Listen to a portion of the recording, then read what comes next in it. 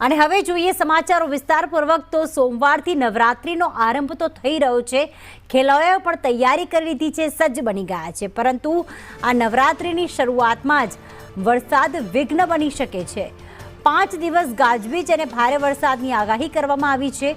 23 September સુધી વરસાદની આગાહી રાજ્યમાં કરવામાં આવી છે।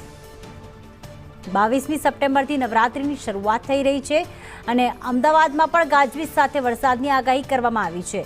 એક તરફ શેરીઓ સજ્જ છે, સોસાયટીઓમાં તૈયારી શરૂ કરી દેવામાં આવી છે, પાર્ટી પ્લોટમાં પણ પાસનું વિતરણ કરવામાં આવી રહ્યું છે અને એવામાં અમદાવાદમાં 5 દિવસ વરસાદની આગાહી કરવામાં આવી છે।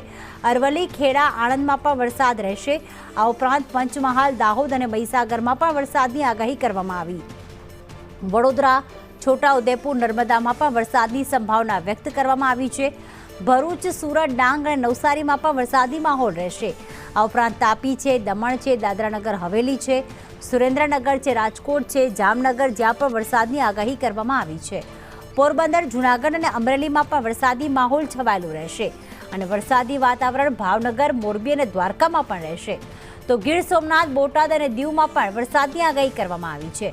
એમ આજથી 5 દિવસ એટલે કે 23મી સપ્ટેમ્બર સુધી વરસાદની આગાહી, ગાજવીજ અને ભારે વરસાદની આગાહી ગુજરાત માટે કરવામાં આવી છે, એટલે કે શરૂઆતના દિવસોમાં જ વરસાદ વિઘ્ન બનશે।